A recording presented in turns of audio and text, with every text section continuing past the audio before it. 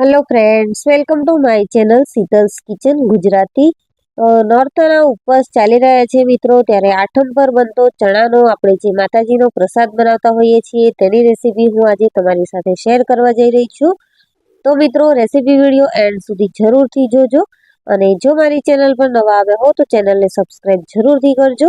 જો તમે આ રેસીપી વિડીયો ફેસબુક પરથી જોઈ રહ્યા હોય તો મારા ફેસબુક પેજને ફોલો કરજો. આ ચણા આપણે એકદમ શુદ્ધ અને સાત્વિક બનાવવાના છીએ મિત્રો. તો તેના માટે અહીંયા મેં 1 કપ જેટલા જે કાળા દેશી ચણા આવે છે તેને ઓવરનાઇટ પલાળી રાખ્યા હતા. જો તમારી પાસે સમય ઓછો હોય તો તમે 3 થી 4 કલાક ગરમ પાણીમાં પલાળી દેશો તો પણ તમારું કામ થઈ જશે. તો આ રીતે મારી પાસે સમય હતો તો મેં આગલા દિવસે જ પલાળી રાખ્યા હતા. હવે આપણે પલાળેલા ચણાને કુકરમાં લઈ લઈશું અને સ્વાદ પ્રમાણે મીઠું ઉમેરીશું અને જરૂર મુજબ પાણી ઉમેરી અને આપણે ચણાને 3 સીટી સુધી બાફી લેવાના છે. આ ચણાને આપણે આખા જ રાખવાના છે, એટલે ઓવરકુક નથી કરવાના.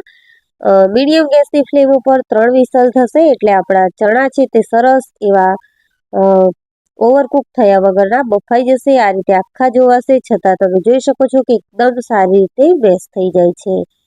તો આ રીતના ચણા આપણે બાફી લેવાના છે. હવે ચણાને વઘારવા માટે અહીંયા મેં 1 ચમચી જેટલું તેલ ઉમેર્યું છે. મિત્રો, આ રેસીપી એકદમ સાદી સિમ્પલ હોવા છતાં પણ બધાને ખૂબ જ ભાવે એવી બનીને રેડી થાય છે. તેલ ગરમ થાય એટલે આપણે અડધી ચમચી રાઈ, અડધી ચમચી જેટલું જીરું, અડધી ચમચી જેટલો હળદર પાવડર અને અડધી ચમચી અહીંયા મેં કાશ્મીરી લાલ મરચું પાવડર ઉમેર્યું છે. વઘાર થઈ ગયા બાદ આપણે જે બાફીને ચણા રાખ્યા છે તેનું પાણી નિતારી અને આપણે ઉમેરી દઈશું.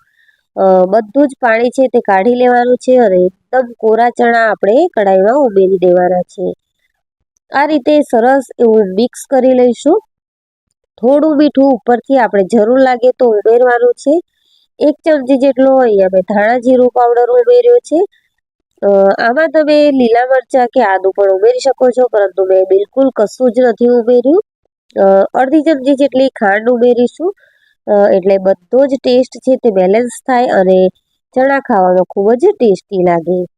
તો મિત્રો, આ રીતે આપણે દેશી ચણા જે કાળા ચણાનો પ્રસાદ બનતો હોય છે તે આઠમના દિવસે બનાવીશું અને માતાજીને ધરાવીશું. તો રેડી છે આપણો દેશી કાળા ચણાનો માતાજીનો પ્રસાદ. હવે તેને આપણે સર્વિંગ પ્લેટમાં લઈ લઈશું અને ઠંડો થાય એટલે આપણે માતાજીને સર્વ કરીશું. તો મિત્રો, આ કાળા ચણાના પ્રસાદની રેસીપી તમને કેવી લાગી તે મને કમેન્ટ સેક્શનમાં જરૂરથી જણાવજો. અને જો રેસીપી વિડીયો ગમ્યો હોય તો વિડીયોને લાઇક કરજો, શેર કરજો અને ચેનલને સબસ્ક્રાઇબ જરૂરથી કરજો. ફેસબુક પરથી જોતા હોય તો મારા ફેસબુક પેજને ફોલો કરજો અને વિડીયોને મેક્સિમમ તમારા ફ્રેન્ડ્સ અને ફેમિલીમાં શેર કરજો. Thank you.